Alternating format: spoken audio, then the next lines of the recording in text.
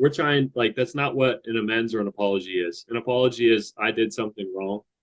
I want to apologize to you for that. Is there anything that I can do to make it better? And it's two sentences, it's been like nailed into my head. It's two sentences, because like I will try to get sympathy or Yep. understanding or that from someone else through an apology. Um, Because in the and back of my head, I still want them to say, "Oh, you were actually right."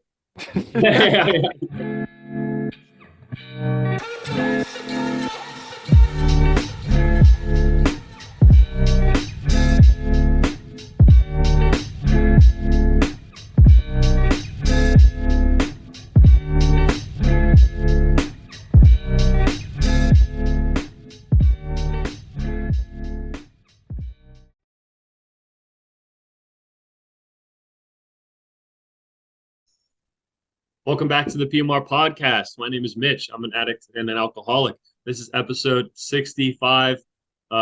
Extremely happy and grateful to be back with my boy. It's been about like a month or so that you and I have been together, and it's been even longer that you and I have done like a one-on-one episode. I can't even remember the last time we did one. So uh, super happy for today. Um, and Yeah, man. do it. Yeah. I'm Andrew, alcoholic, addict. I almost forgot how to jump us, man. It's crazy. It's been a month since I've been on, and even like you said, even longer since we've done one of these, just you and I. And like, I mean, first of all, really, really grateful for everything the Vic James Center did for us, and that was an awesome partnership. And we had a really cool opportunity to be in a studio and some like awesome guests. Obviously, I wasn't in the studio, um, but I got to see that process, and it was really valuable experience, and I wouldn't trade it for the world. So a lot of gratitude for them, and now just excited for this next chapter. We're back on Zoom. Mitch is back in his home, and we got the microphones on, and Oh, it's special, dude. It's I kind of got like like what is it, nostalgic, thinking about like, man, when was the last time you were here, and when was the last time you were one on one? And this is like back to day one stuff, like over almost a year and a half ago. Like, it's crazy. And I'm really, really psyched to just kind of chop it up with you again, one on one, and like get back to what this podcast is all about, which is about, being young, being in recovery, and talking about it and getting all that shit out there. So we got Hoodie Mitch back, and I'm real excited about it. oh yeah. Yeah, I completely agree with you. And I will echo your sentiment of gratitude for the Vic James Center. It was an awesome experience. We got to meet a lot of really, really dope people. Hmm. Zach has been a big part of my life since meeting him through the Vic James Center, and a couple of the other guests I've seen like at the gym or around and stuff like that. And nothing but great things to say about them. Really, it was awesome to be able to have that experience to be in a studio, to work with Nova, to work with Mm. Sophie, to work with Sarah.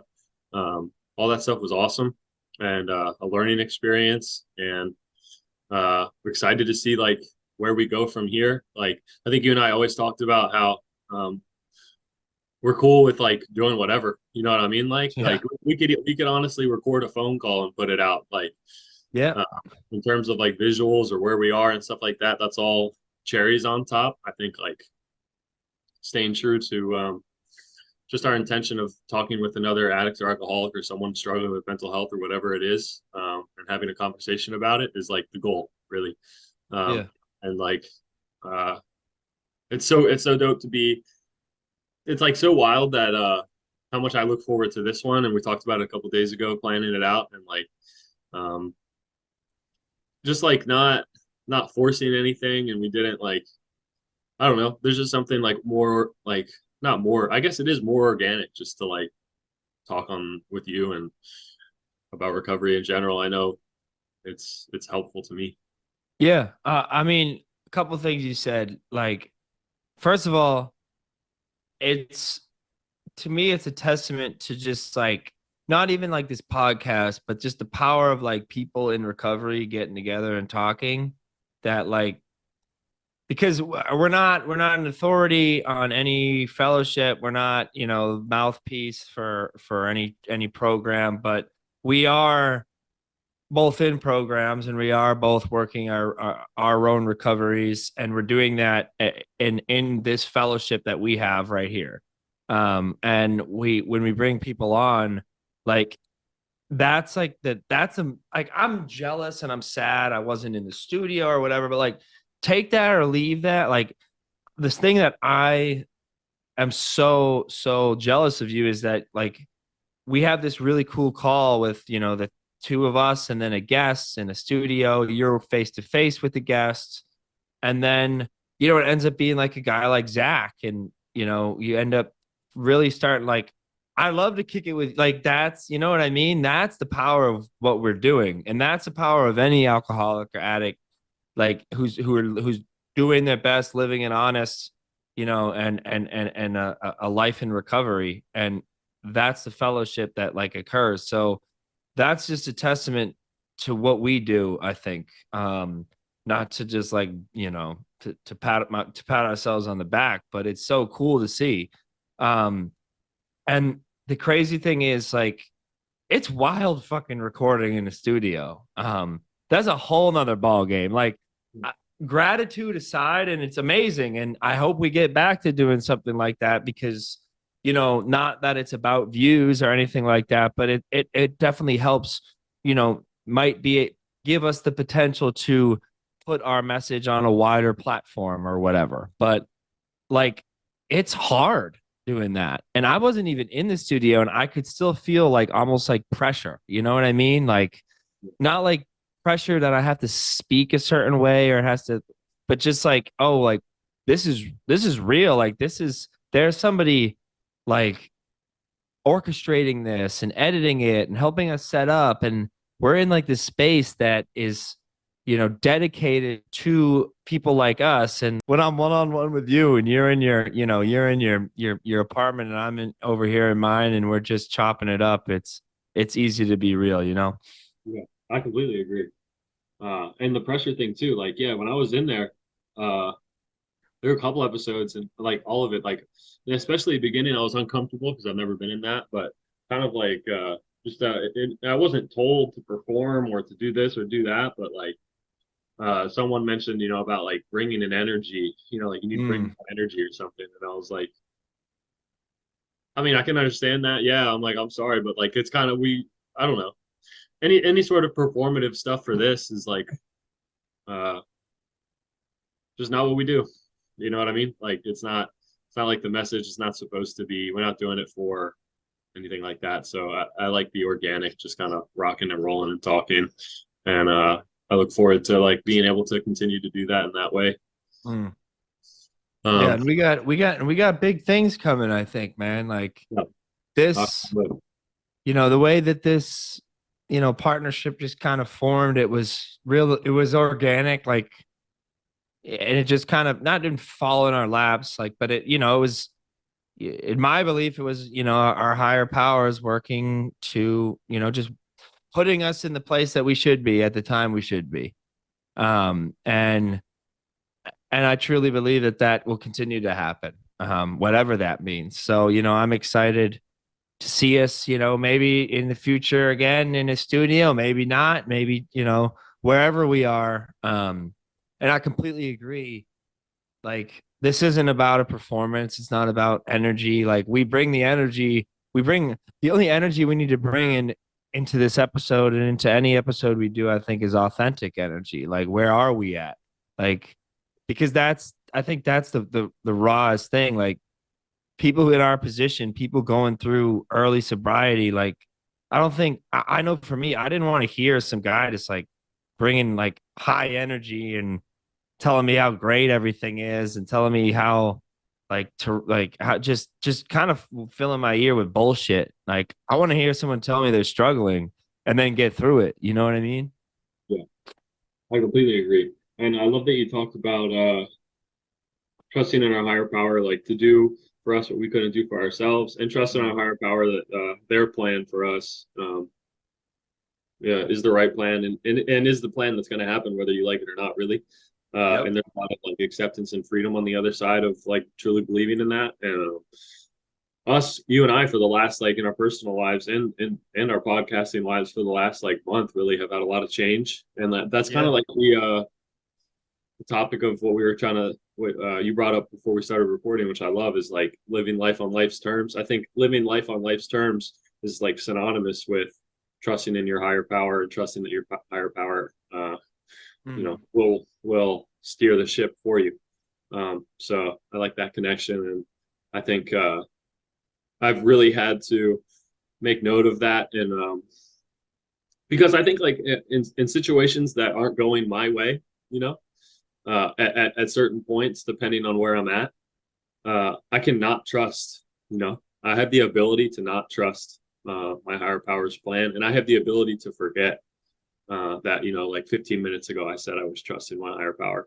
You know, so it's not like I can't. For me, I can't just like wake up and be like, today I will blindly trust my higher power on whatever happens. Sometimes that works, you know, but sometimes things happen where in the moment at where I'm at now, I don't have the ability to be like, oh, that, you know, that's part of my higher power's plan.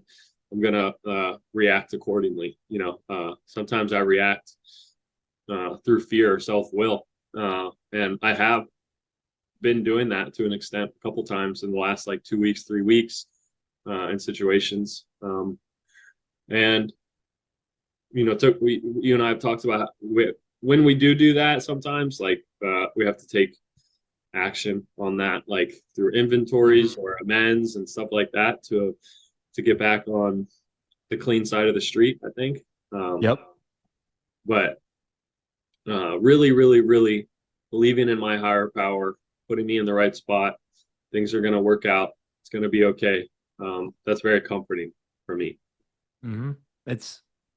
It's comforting, but I think as you said, it's for me, it's nearly impossible to achieve that all the time, or even like a good percentage of the time. I'm,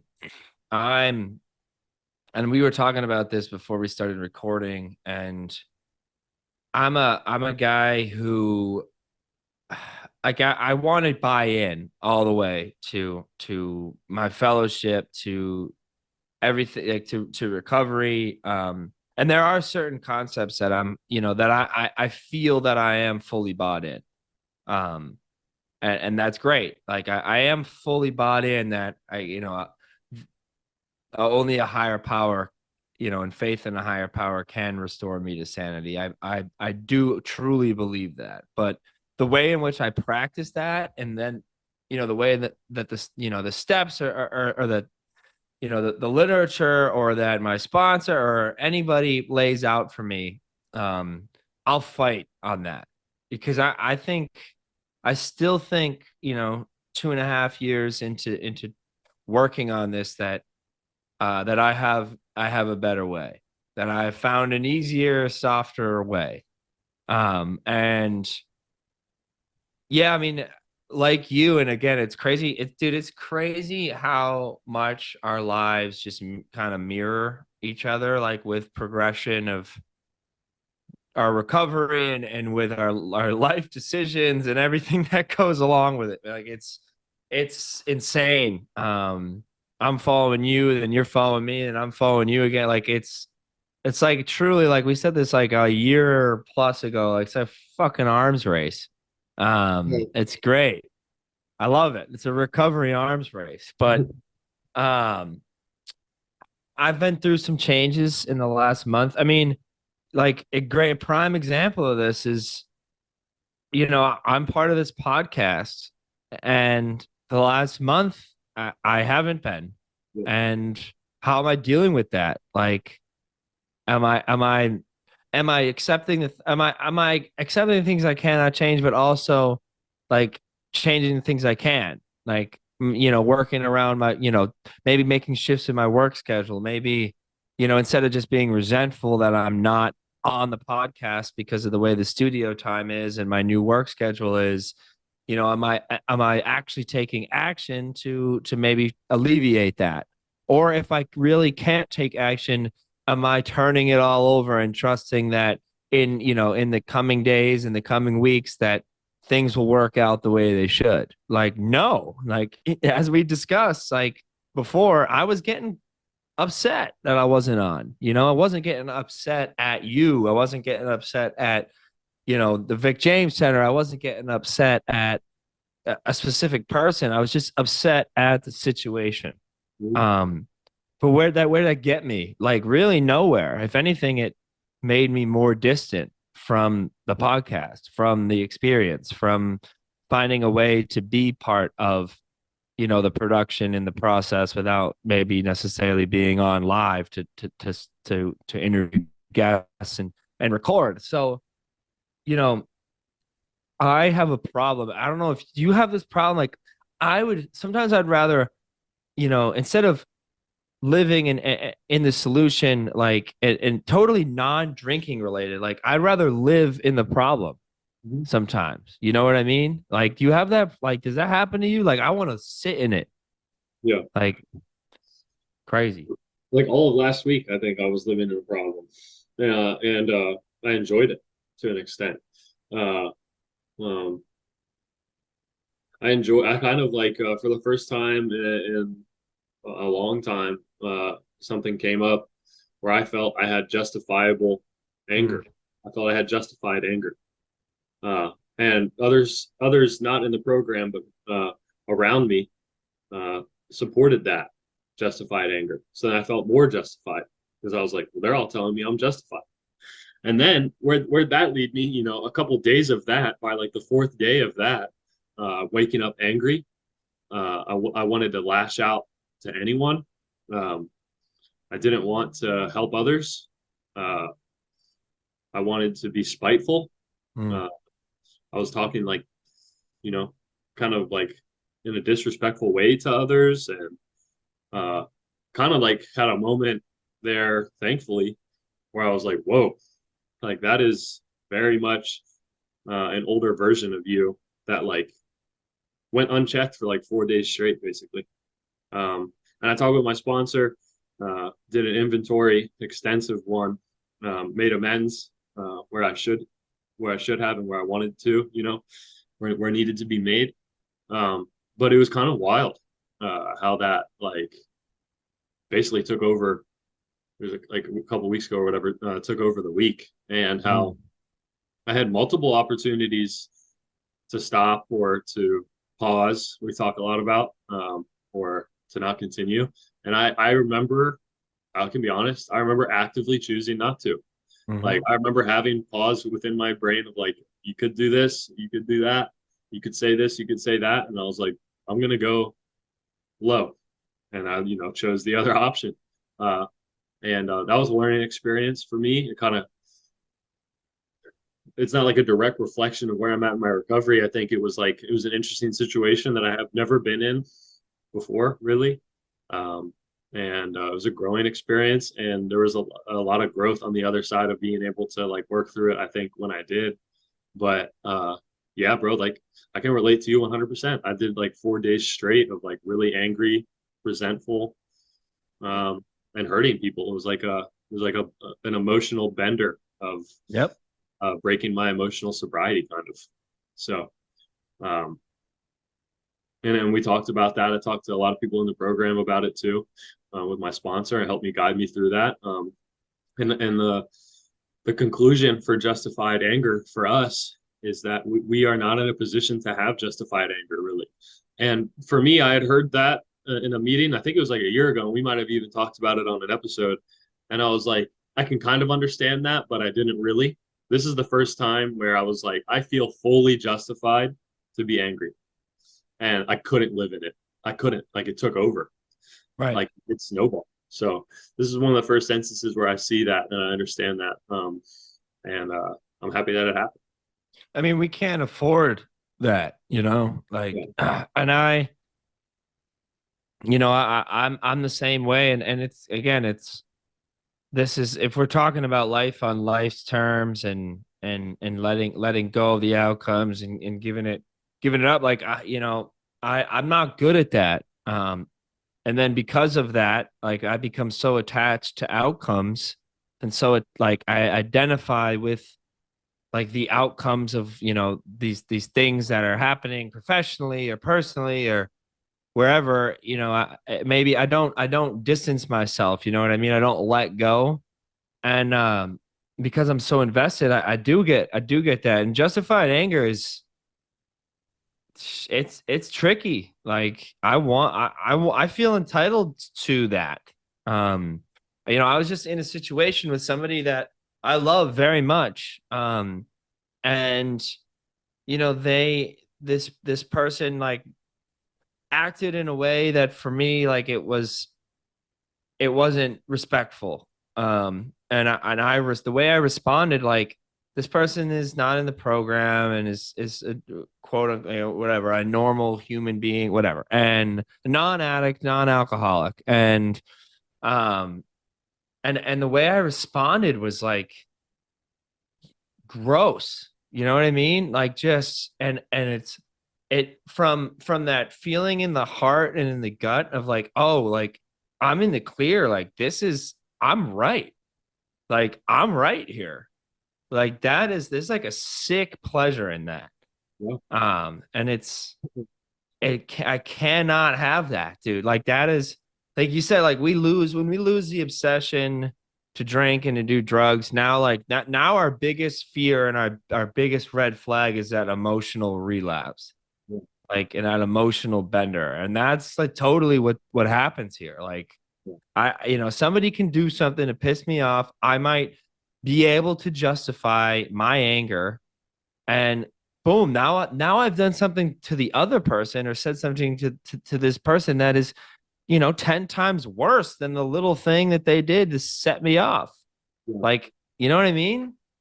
Yeah. And the other thing I was thinking as you were saying that too, like the obsession is like through our inventory process, it looks a lot at like where we were wrong, where was I selfish, where was I dishonest, and stuff like that. And for me, like Friday night of last week, I started getting caught in like a morbid reflection. Then I was like, instead of being resentful at what I was resentful at, and I was stuck in that another period that we can get stuck in, even after you take action, which is like, oh man, like I'm really upset with how I acted. I'm really upset with how I talked to that person. And then I kind of like sat in that sulking period for like a day until I was able to go make those amends, and like then like fully kind of release that. And then even a couple days into this week, it was like over this week, it kind of just started to more fade. But it's interesting how like even when you take action, you can get stuck in part two of that Hmm. emotional bender, which is like now woe is me because I did that. And now I'm Yep. going to beat myself up because I did that. And if I had not made those amends and not taken the action that I took, like I could probably still be in that. Now I'm in like, oh, I'm a bad person. I can't believe I did that. I shouldn't act like that. Stuff like that. So we have to see it through all the way through. Hmm. Because I think like something that I learned with our inventory process and like our steps in general is um, if you don't do it exactly how I was told or like how it's written, like in terms of um, uh, going all the way 100% through everything, Hmm. uh, it's a dangerous place to stop at any way, any point along the road, really, because then you try to play God because you're not listening to. And this is what I was talking to my sponsor about. Like I was trying to play God on this situation, and not trusting, um, and like my way. This is how I'm going to do it, and Right. it didn't work. And I think the morbid reflection thing is so. That's like probably one of the big ones for me. I don't know about how you feel, but I Yeah. can Yeah. I can like whip myself all day. That's like Hmm. because I can point to that I did all the work on it, whatever. But I can get caught in like, well, it shouldn't have gotten to this point.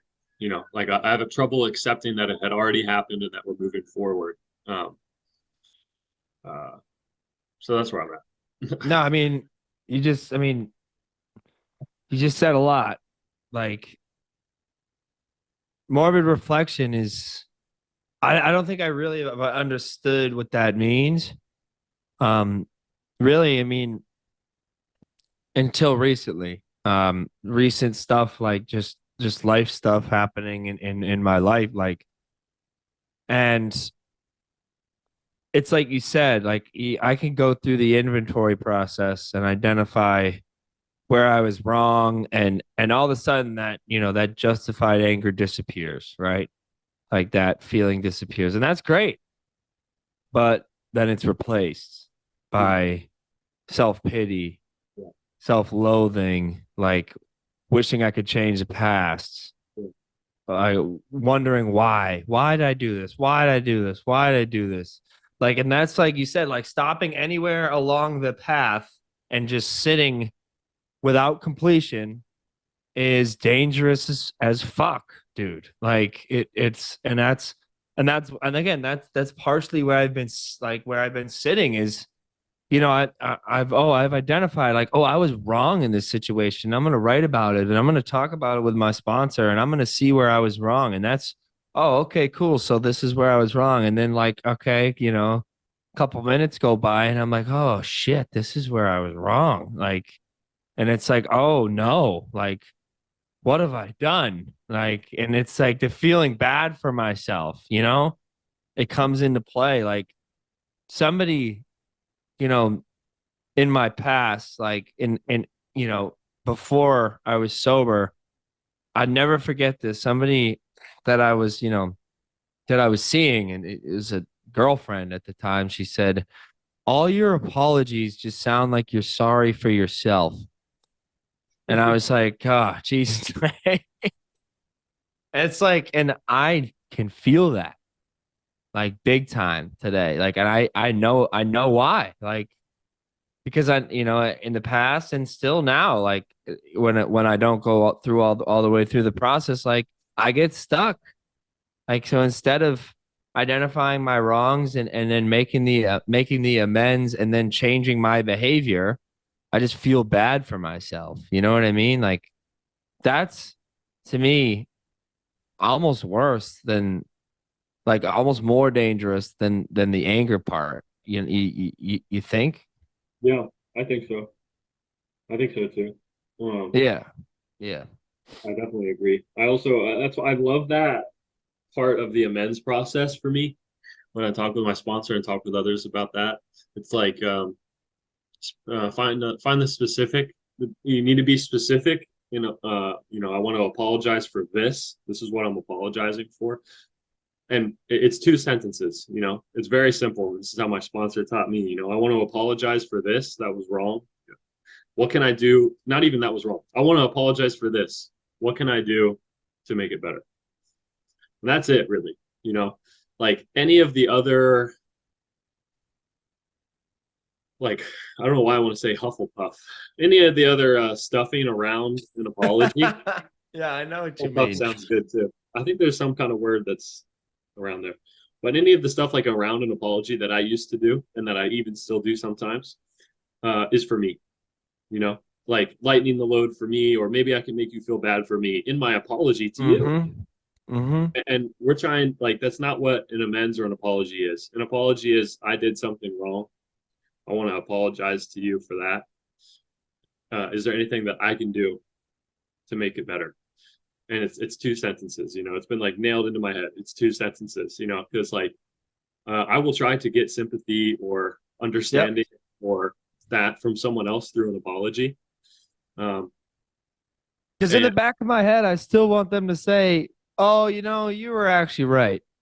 yeah, You know yeah, what I mean? yeah, yeah, definitely. 100%. And yeah, I was just talking to somebody like a month ago or so that's new in the program. He was like, I made an amends. Uh, and he hasn't like finished the steps. He's like, I made an amends to someone. And I was like, really? He's like, yeah.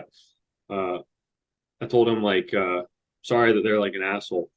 I was like, bro, you should call me before you make an amends. Also, Yeah, maybe we should go over like that in the drawing that's not board amends. before. But that's funny because I did the same thing. I thought I was making amends. My first year, I was not. But um, yeah, I love that little part of it, and it makes sense to me because like an amends process is also talking about making amends and going back in time and talking to people that you might have not talked to in a long time and stuff like that. A lot of that Hmm. importance of talking with your sponsor before you make an amends is that, am I doing this for me? A, B, uh, if I do make this amends, is it going to hurt them more or is it going Yep. to free me up more? That's a big, those are two things. Like, for people that I hurt really, really, really badly, or for people that I can't get in contact with, or that don't wish to speak with me, we have something called a living amends, which is like going forward. Uh, I will not do things like that anymore, and that's how I'll make a living amends to that person, place, or thing. Right. Um, Right. because like some of those we hurt people pretty badly, and if I were to call them or to find them, and bring that back up, that would really just clear my conscience, and it might Mm. stay with them, that day or a couple of days after in a negative way. I think that's Yeah, part of it too. dude. Like, great. Like, I just did this. Like, and the situation. It's just I was making an amends, and my sponsor, gave me some advice, and I didn't really follow it. And some other of my, trusted people, friends in recovery, they gave me some advice, and I didn't follow it, and I made an amends to this person, and he was, this was information that that he didn't know, and that like you said, it was in a position where I wanted to lighten my own feelings of guilt and shame. Um, and that I like, maybe this is still just me in early recovery, kind of like battling back and trying to do it my own way. I feel like that is an acceptable byproduct of it happening. Maybe like, I might be justifying, but it can, like, regardless, it can never be why I'm making this amends. Like, and again, like, I'm sure you're gonna have some good ammunition to fire back on me with that, but um, I can't do it. I can't make an amends because it's gonna make me feel better. That's not why. I need to acknowledge my wrongs and right my wrongs, and then like ask if there's anything that I can do to make this, to make the situation better. Like, that's very simply it. That's the same way I was taught. It's the same way you were taught. Um and I didn't I said what I said, and then I said, is there anything I could do to make this better? And like, the response was like, no, you just made like this a million times worse. Like, so, Did you and just go there? yeah, so it's hard, like, it's hard to sit and think I'm doing the right thing, and then come to realize after doing it, like, wow, wait, why did I just do that? I did that so I could feel better. Like, and I could, again, I'll try to justify it. No, he deserved to know what happened in the past, and blah blah blah blah. Like, it's not like deserve to know. It's like, is this going to injure this person? Like, is it really, like, is it going to injure this person? Like, plain and simple. And I didn't get that. I didn't get it. Crazy. Yeah, And now I'm living with it. And now, this this relationship that I have is, you know, it's strained with me and this person, because here we are. Like, I made an amends that I should not have made. Like, you know what I mean? yeah, It's hard. yeah. It sounds like a hard one. I think it's like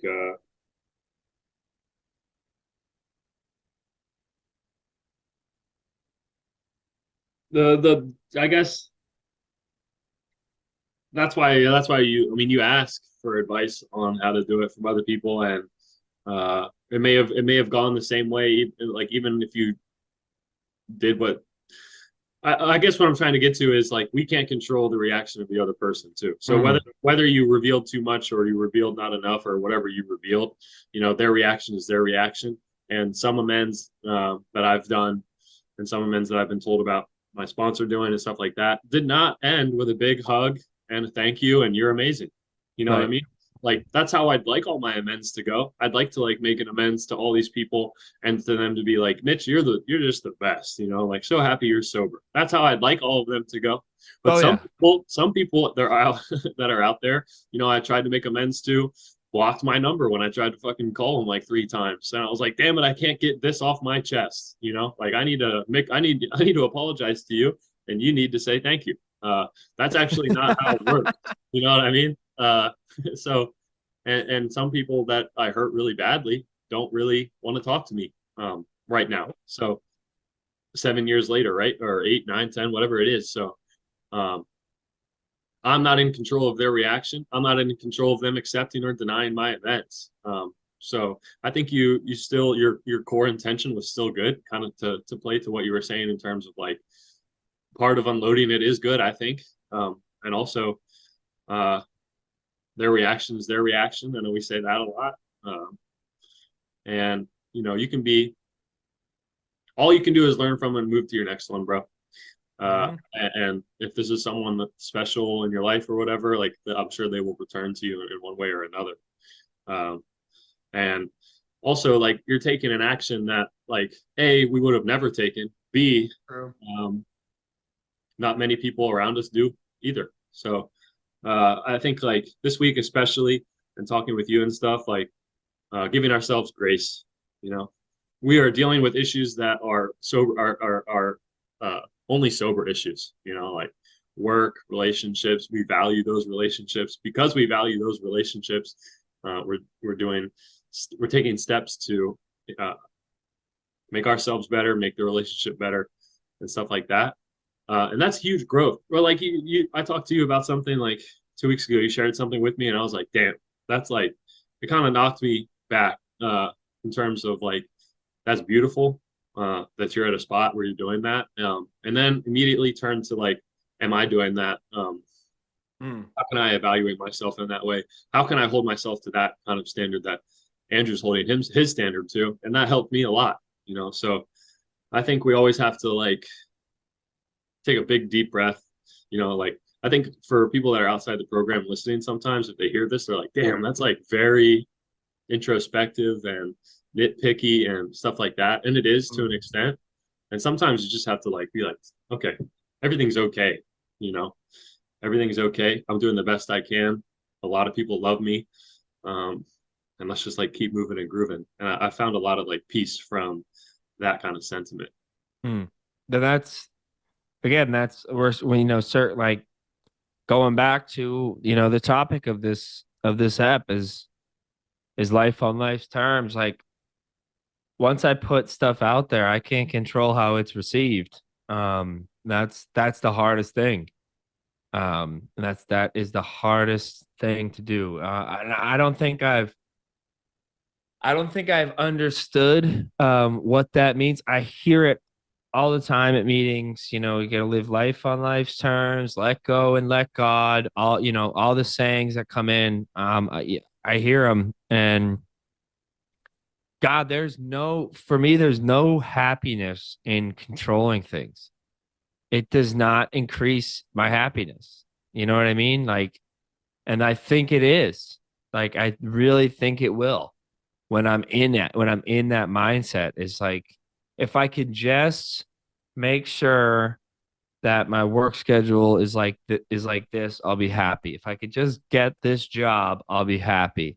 If I could just get this, much money, or if I could just get this person to start treating me like this, I'll be Right. happy. Like that's sick behavior and thinking. And that's that's what my brain will tell myself. Like if it could just be this way, then I'd be happy. Like I'll be searching for happiness then my whole life.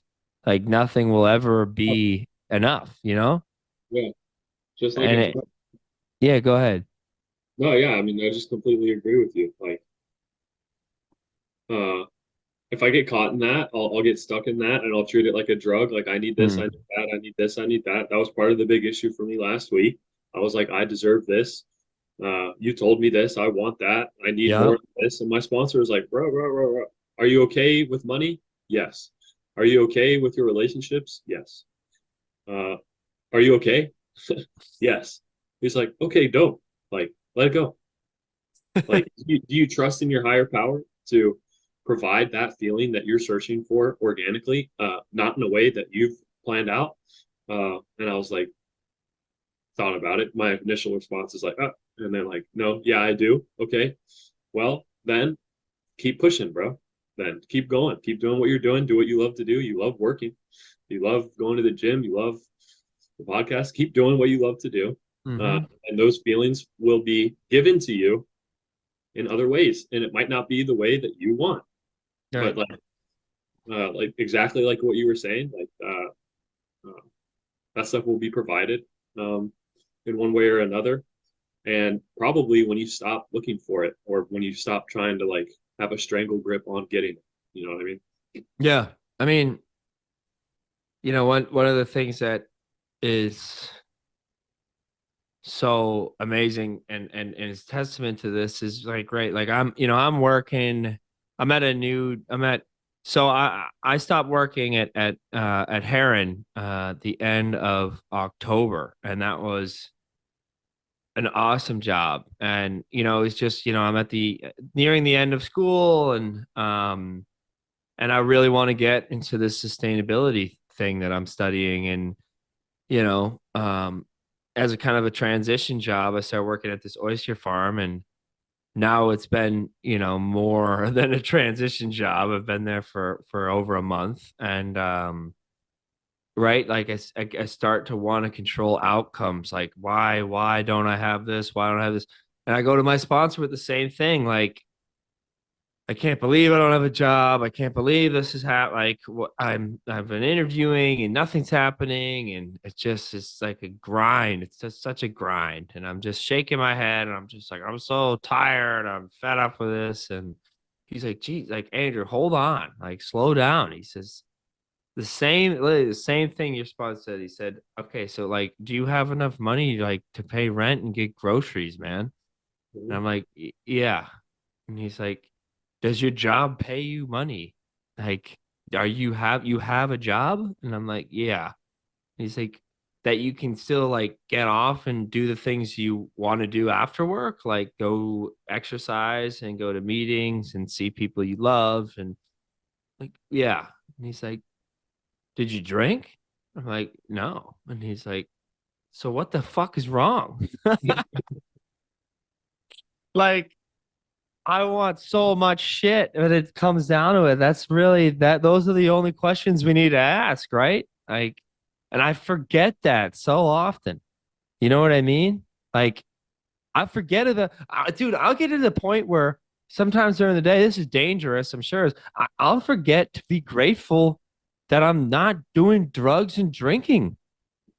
Like, I'm so caught up in all the trappings of like the gifts of recovery, the things that have come back into my life, that I forget the basic thing that has happened, which is, oh wow, like I don't go through my days and nights like completely numbing myself out and using and drinking into oblivion. Yeah. You know what I mean? That's the basic thing. I forget that all the time. Like, because I want this and I want that. It's crazy. Yeah.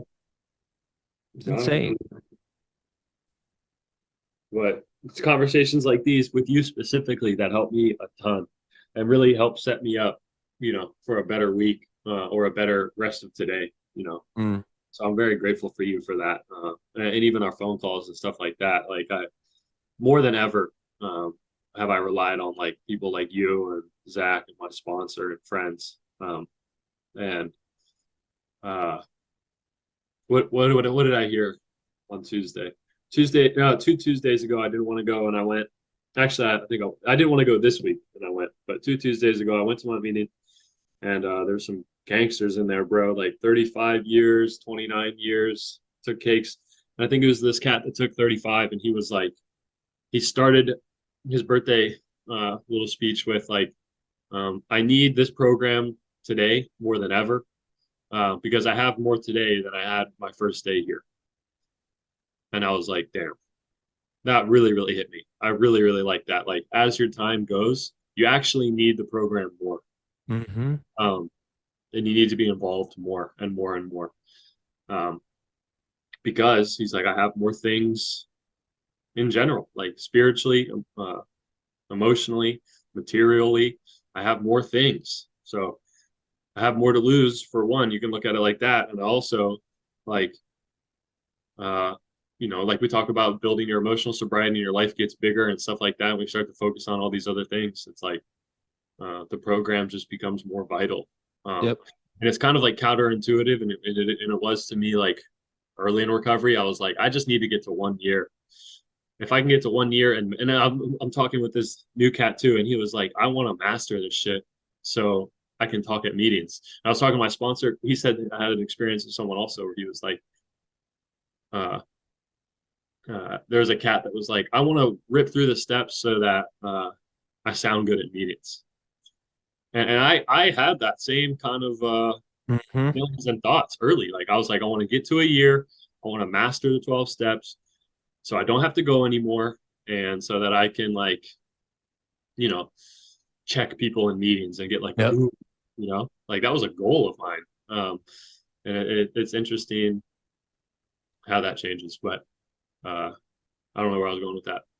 No, man. I mean, that's that's for me. That's like getting concerned with how others perceive me, number one, and number two, like, yeah, I'm not focused anymore on the process. I'm focused on the outcome.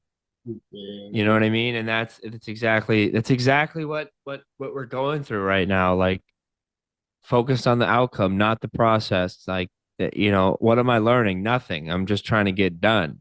Like, I'm just trying to get to this certain spot. Like, what am I learning? Not shit.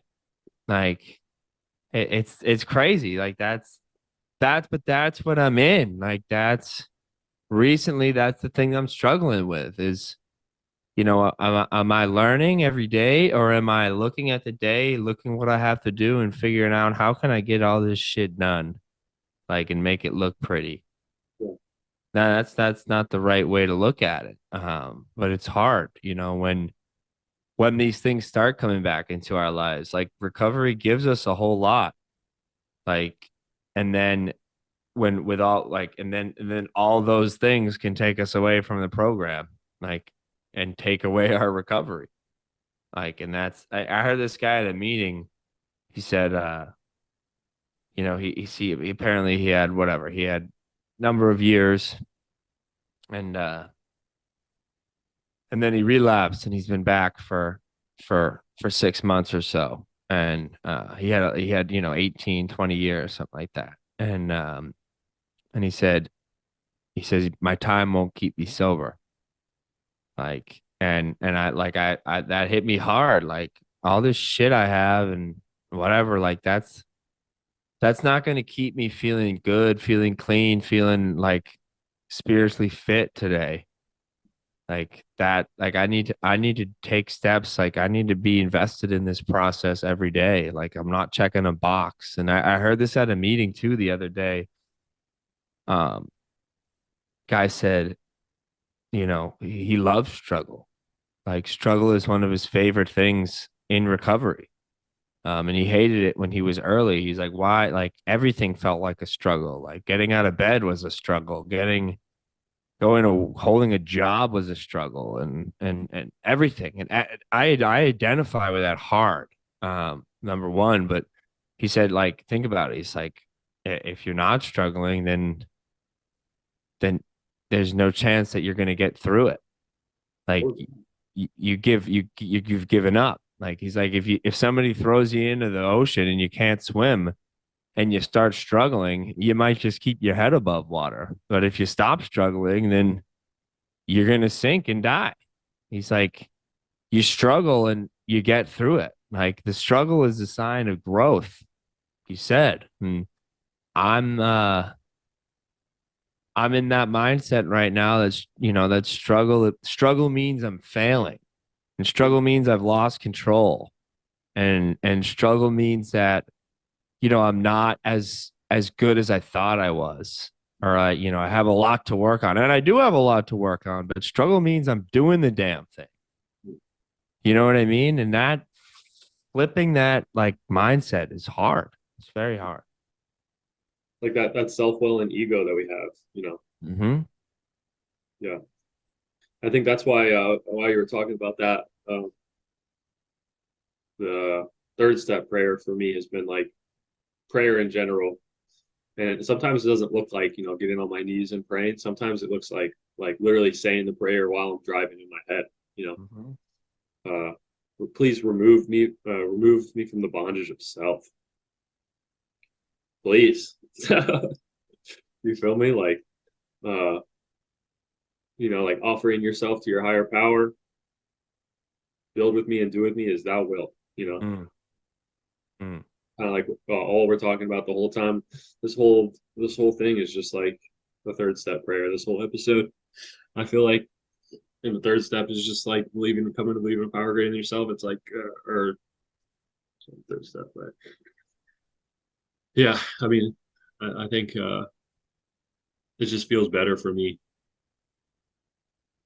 Yeah, man. I mean, third step, like we made a decision to turn our will and our life over.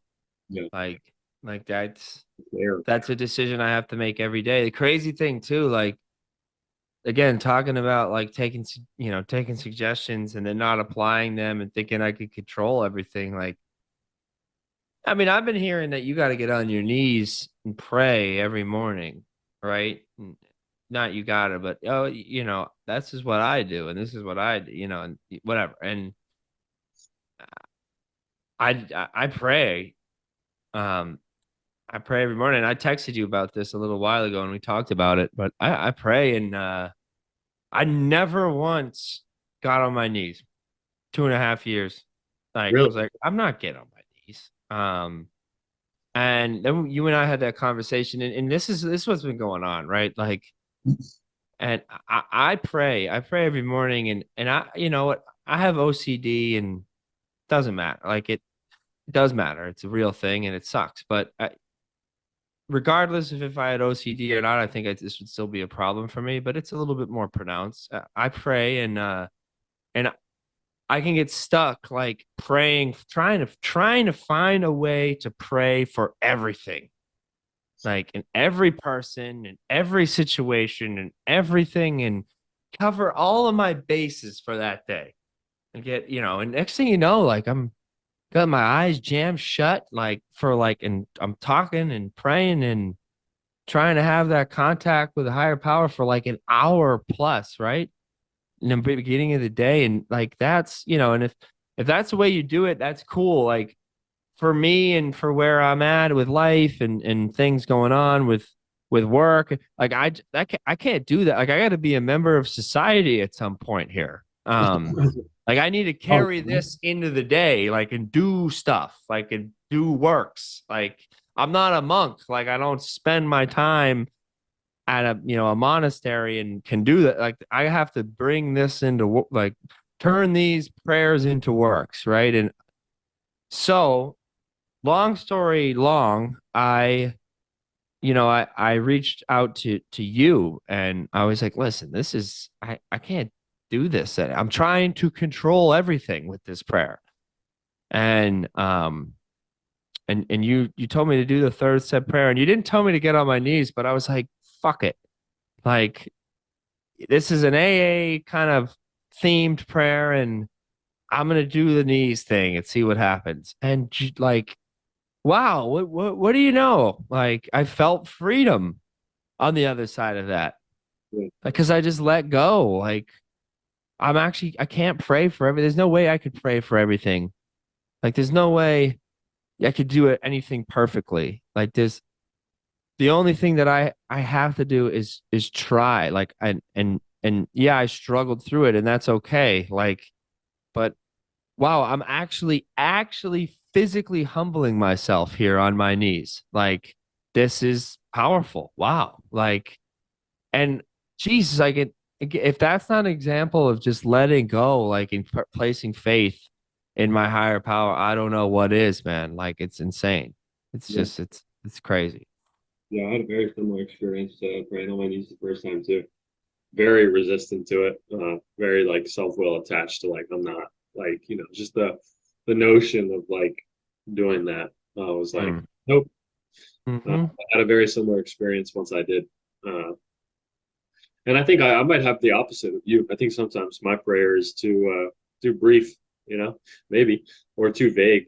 But I kind of also uh, talked with my sponsor, and he was like, pray to be of service, pray for people in your life to be okay if that's something that you're concerned about, kind of using general terms. Um, and then I try to get to like a space of quiet for a minute. I usually set a timer for 3 minutes. Um, and then I'm done. Get up and keep going. Because I feel like I kind of blend like a meditation into a prayer. Mm. And after I do the prayer for like the first like minute or so, then I kind of try to have that what you were talking about, like that conscious contact, um, and like a dialogue, uh, Hmm. and then finish it. But I I can understand that too. I'm trying to because uh, it was a challenge to get me to pray in the first place. So when it comes to praying for like a bunch of other people and trying to capture everybody, I couldn't because like early on my prayer was like still like self-will, like what can I get out of this prayer? Hmm. Literally thinking of others too much. So when it comes to others too in my prayer, like if someone's coming to mind specifically, I pray for them. But a lot of it is just like, please help me be of service. Please help me get out of my own way today. Please help me like, help with the people that I work with and let's rock and roll. Yeah, and I mean that's really how it should be. Like we can't, not that we can't pray for others or pray for the well-being of things outside of ourselves, but like we can't control others, Yeah. and then again, that's the control thing for me. Like sometimes I think the reason that I'm making this prayer the way it is because really at the end of the day I want to control this person. Which is a With sick God, thing, man. you're It trying is to, true. yeah, no, that's fair. True. So Um, so again, it's like, man, I just gotta let go. Like, just pray. Just do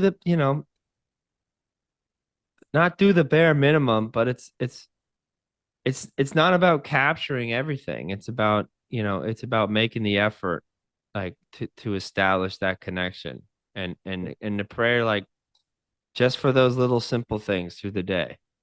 Like get me out of my own way and help me be a service. That's all it's about, man. That's all it's about. And then this episode truly did just turn into like a third step prayer episode. But I yeah, love it, man. I love it. yeah, I love it too. And just to bring us home a little bit, I did hear also kind of echoing what you're saying in a meeting. Some dude was like, some guy was talking about prayer. Then I said something about prayer. Then some other guy was like, all my conversations with God are angry. And then this OG was like, any conversation with God, long, short, angry, neutral, positive, like negative, whatever, it's still a conversation. It's still a prayer. Mm-hmm. You're still trying to be in contact with your higher power. So at the end of the day, it's all good. Whatever it looks like, whatever it sounds like, however long it is, however short it is, you're putting that effort. You know what I mean? So it's dope. But uh, this has been awesome. I feel Yeah, I feel man. feel really really good after Class is talking to back in you. session, man, and you're the teacher. No, I no, learned so much from you, and actually, I no. can't blow your ego up like that. I take that back. We're both the students. How about that? Let's Yeah, go with that. yeah, Um, Man, I learned so much from you just sitting here and airing stuff out. And again, I hope that this people identify with this and everything else. But if nothing else, like I get so much out of this. Like I truly get, and it's maybe it's selfish. I don't know, but I sit here and I soak up so much knowledge, and I feel I really truly feel serene at the end of these. Like wow, like me that too. was sweet. You Yeah, know what bro. I mean? So I'm so happy to be back, and I'm excited. I'm excited to drop this one, man. And it's so special. Yeah. Yeah, me too, man. I have I told you like 2 days ago. I was like, bro, I don't know what you think, but I get more from you than you get from me, and I think we have a beautiful relationship of like competitiveness, love, respect, uh, and just a shared experience. We're on the same journey. You help me a fuck ton. You tell me that I help you a lot. Oh I yeah, believe that too, you know. I think it's like it's just awesome, bro. It's so awesome to be back it recording is. with you, and very excited to drop this one. Um, very excited to have like Steve-O back, Yes, being sir. and yeah, I mean, we'll see what happens, you know. I have we're trust our higher power to put us in the right spot, right time, right interaction, you know. Um, see what happens, but grateful for you, bro. And for everyone listening, this has been episode 65. PMR. 65, man. I'll keep coming back. Well, we'll keep coming back and go Ravens. Much love.